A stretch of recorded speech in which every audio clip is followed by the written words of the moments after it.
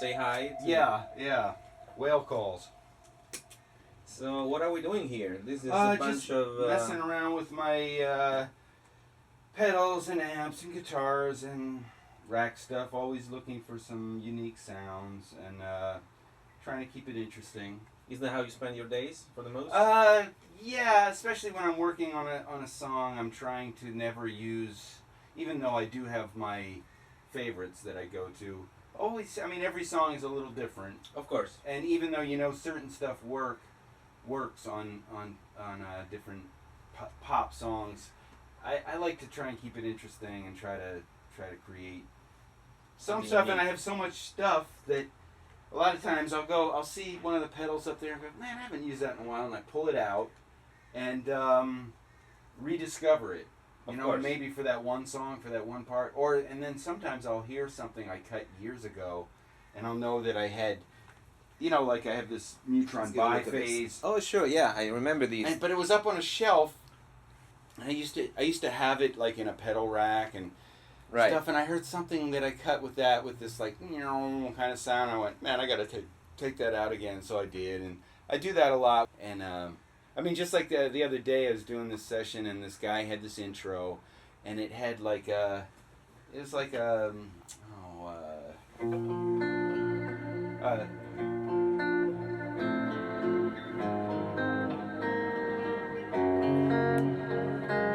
some little figure like that, and he was talking about he wanted to make it special and stuff, and I ended up putting like an octave, a high octave, and then like a filter.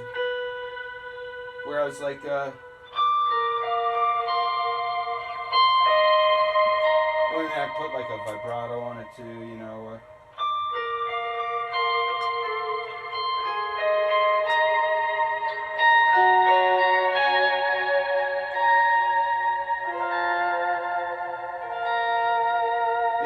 that was just the magic sound they wanted. But I know that pog with this filter, with that eventide sound, with the little, the little vibrato that I get from this pedal, that's a combination of things that can create, that kind a of certain world. magical sound. Right. And they were like, that's it, for the intro. And, of course, when you're working on someone's project, they're not thinking, oh, he's probably used that on a million other records. No. Even though I have, But I mean, on their part, on their intro of their song, it had that little X factor that people look for. Of course. But I, of course, don't want to be fishing for that sound while they're waiting, because that gives people too much time to say, I don't think that's going to work. You want to go bam, bam, bam, bam. Check this out. Right. Bam, and you already have the sound. Right. It's not like they're not hearing you dial it up and hear every phase of... Of course. Otherwise they might get lost in the research process. Exactly. It gives them too much time to have doubts. Right. I did this session once with Madonna, of all people. Which record was that? Do you remember? It was her record, Madonna. David Foster produced it. It was actually one of her hits. It was called "You'll See." Oh, yeah. It was actually the only song I ever did with her. Thank God, because she's just. She was in the studio, she's there, and no one can say that she doesn't have something to say about every note that goes on her record, but too much. She does. Yeah. And she was we were in a small control room, and she was sitting right behind me on the couch, right? And I came in and I listened to the track, and usually I get a chance to play down the song once or twice, just feel it out before the artist even shows up, Uh-huh. But she was there before I've even plugged it in, and she's having comments already, and so, every time I went for something, she was like, oh, I don't think I'm going to like this, and I mean, the last thing in the world you want to hear when you're trying to die, but I had to just suck it up and just go, okay, check this out.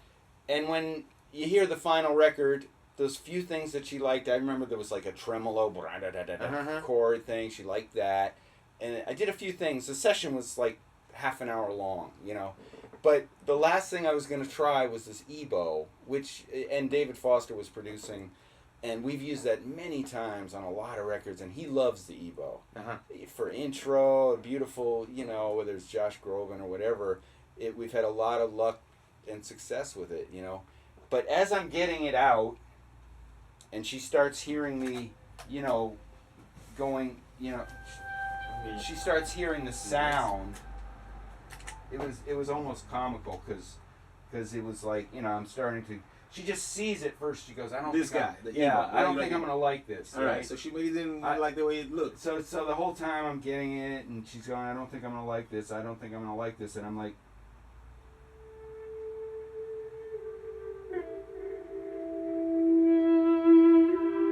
And the next thing I hear, I hate it. So it's like, you never know. I mean, 9 artists or people you're working for may love something, but there may be that 10th person that just, it's the last thing in the world they would want. Right. And that's actually a pretty interesting approach, meaning that makes me think of, exactly, like you said, that's one artist you worked with. Yeah. And that's what happened. Right. But if we were to mention a few artists you worked with, most people would be impressed because your resume is quite, Yeah, I've been really lucky to get to work with a lot of big artists, mostly because of a couple of big producers. Right. I mean, David Foster alone is a list of just a who's who that, because I was the guitar player he used, I got to play on all those records he produced, right. From 1990 till today. Right. Just did a Seal record with him here. That was interesting because that was like one of the first times he sent a track over without him being here. I usually always want to work with David in the room, as opposed to a lot of other people that are real cool with just sending me the track and they know what I give them they're gonna like, and they can go through my tracks and use whatever. But he usually wants to be here because he's orchestrating how he wants the guitars it to go, even though it's still me playing my ideas. He'll go, oh, that's great here. No, don't play there. That kind of thing. Right. But this, he said, just put a bunch of your guitar stuff on and we'll go through it. And I'm such a big fan of Seal that I took like 6 hours and I put a bunch of cool guitar stuff on this track, and then 6 hours for one song. Yeah. You really took your time because we know that you were actually very fast and obviously. Yeah, but I ended up giving him like 14 tracks, 12 tracks. Right. Acoustic, electric, power, texture, all sorts of stuff. Right. And because they kind of gave me that free, it wasn't like, we need one little guitar part. It's like, do your thing on this tune. So I noticed you actually play a lot with this Stratocaster. That's a Yeah. custom. This is guitar. our friend Greg Bach. Yes. And Hi, he's Greg. a builder here in LA that has been doing work on my guitars for years, I think 15 years. He's a co-partner with the Buzz Feet and Tuning System. Right. And a lot of guys know him from that. But he just makes great... Actually, my wife bought this for me for Christmas, and she worked with Greg telling him what color she wanted it and stuff like that. And it turned into like the perfect one axe when you're taking one axe on the plane to a gig, and it's just a real versatile guitar. It's nice because it's like a rock. It does rock well. Let me turn this crazy reverb off. Usually Strats, they do the clean thing, and I haven't really had a good rock strat, but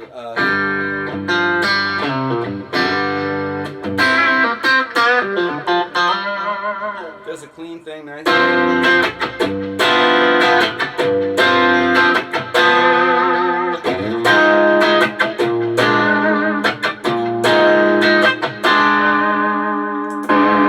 It does a nice rock thing.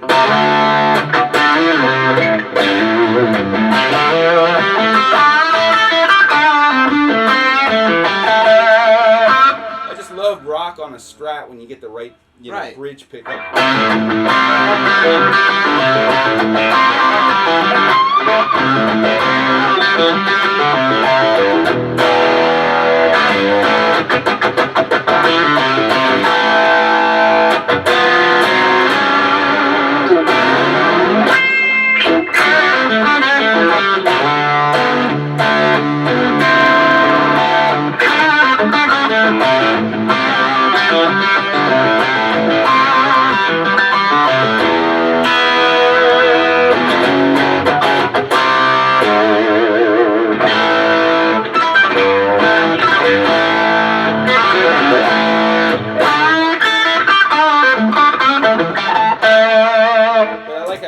Especially for the gigs, you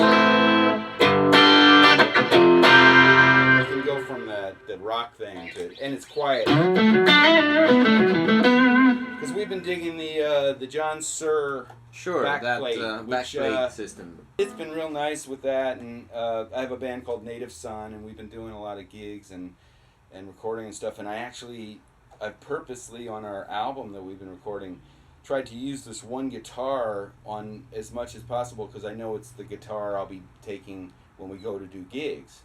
Who else is in Native Son? The drummer John J.R. Robinson. We all know who he is. Yeah, famous from the earliest Michael Jackson stuff to today. He's played on kind of more hits than everyone. Probably, yeah. Yeah, and then a guy named Bobby Watson on bass who was he was an original member of Rufus, and he's just a great feel player. He's also played on records by Billy Preston and Michael Jackson stuff. And then we have a guy named Morris Pleasure on keyboards who I met on a gig in Barbados just before Christmas. He was the MD on it, and I just fell in love with his playing.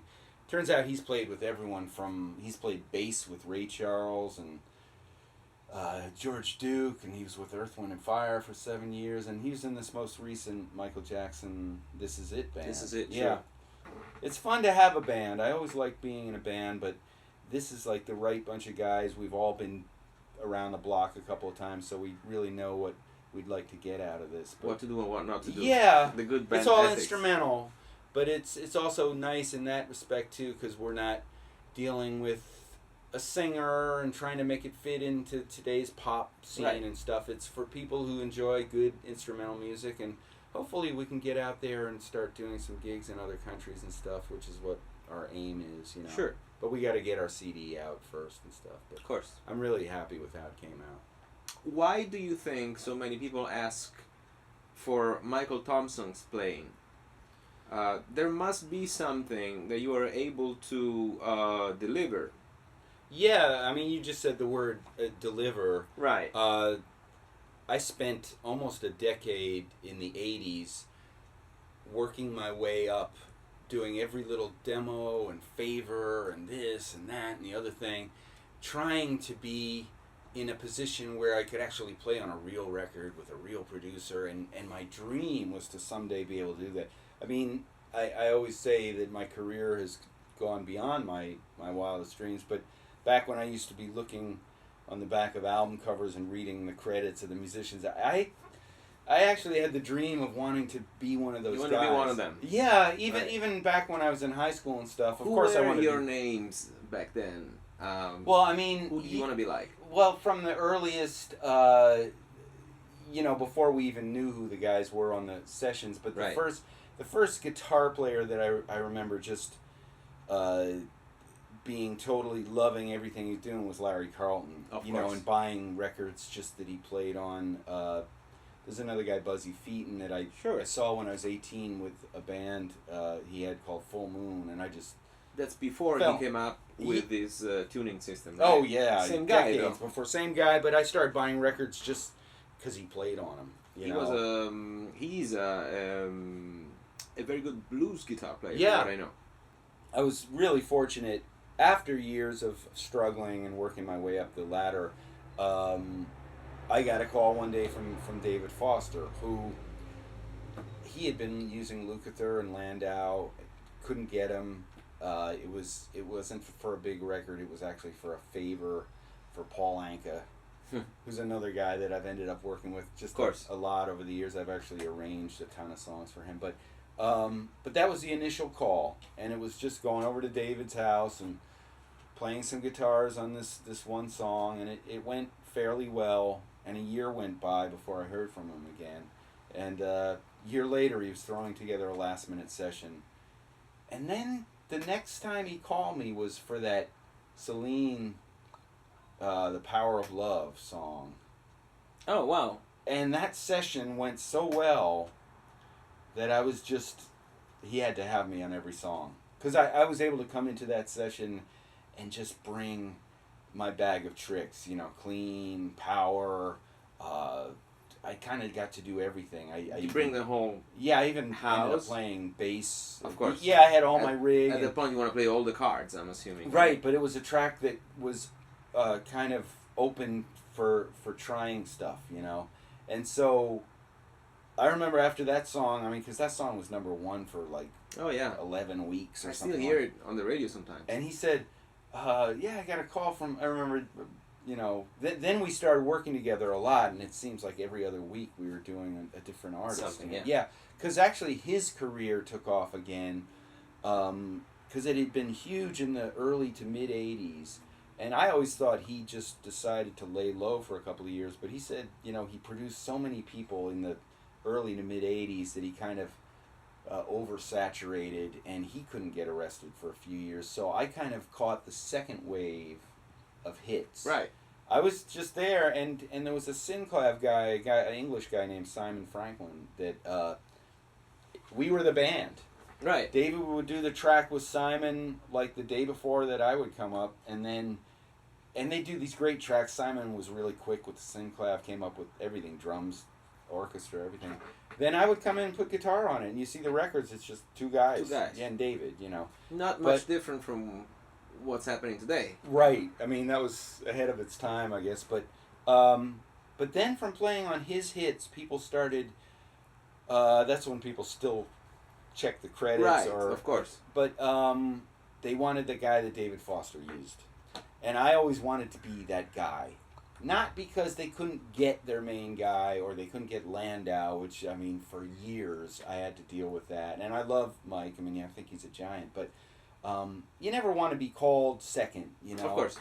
You want to be called because they want you. And I became that guy because of the hits with David. Right. And even in the mid-90s when Babyface first started calling me, he wanted to know what that sound was on the David Foster records.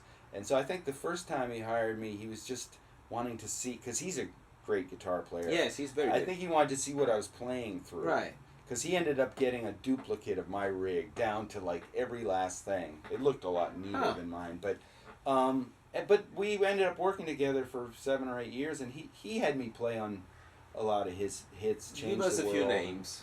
Change the World for Eric Change the World, Clapton. that's you? What'd you play on that? You can hear my... Can you... Actually, there's one chord that you hear, it's the...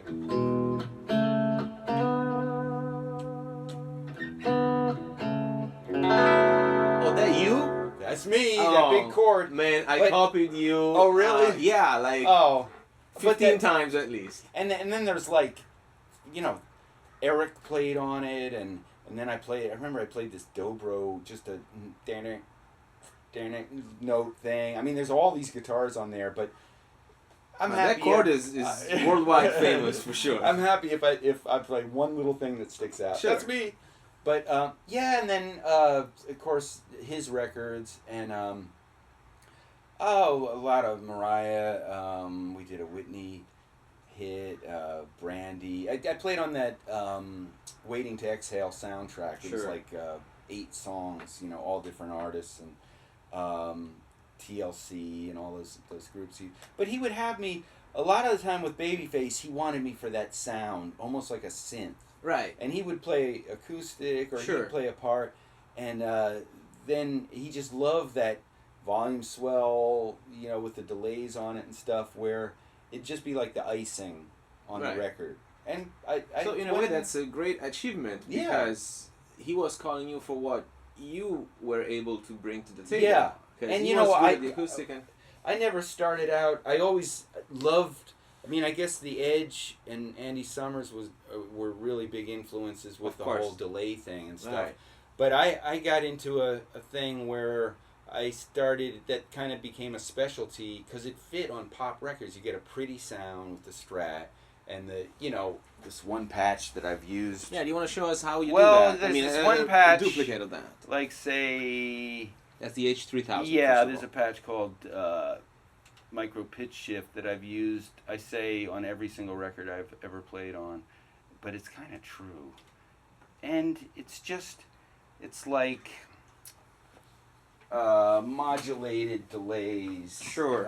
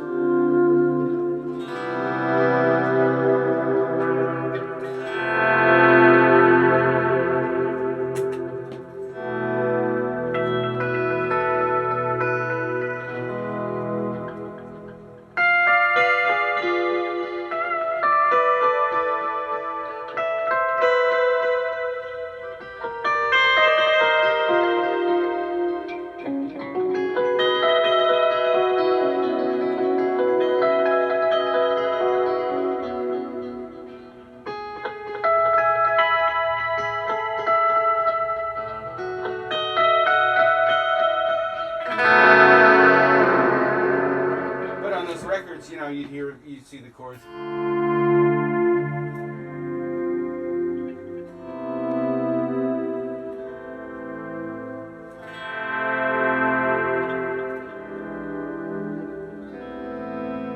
Which goes real Right. nice with the thing. It doesn't get in the way too much, but it has a real pretty kind of sound. Right. And I found that it works on so many records I was playing on. A lot of the songs were, ballads and Of course. the pop hits and stuff. I notice while you do that, that's, by the way, a great sound.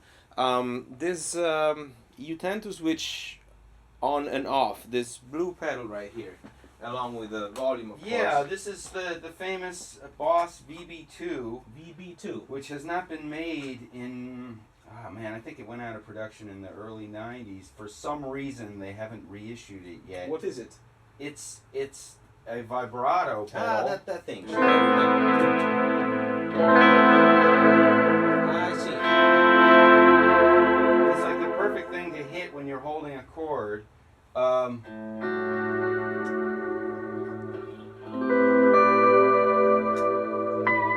That's great. Well, it's got the unlatch mode, Right. which is it's funny because when I first got it, I don't think I ever tried it in this mode, and I just tried it in this mode,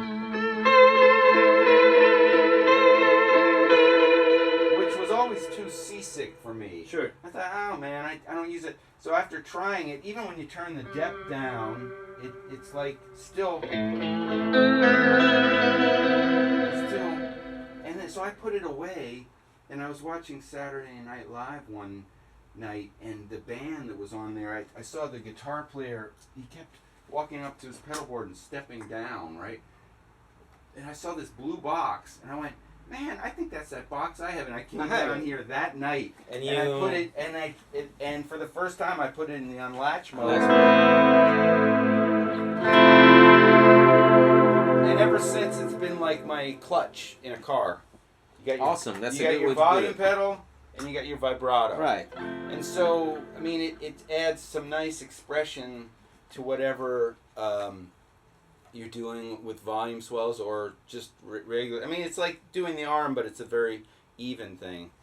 All right. Well, thank you so much, Michael. Cool. Thanks for having us here, and we'll see you soon. Bye bye.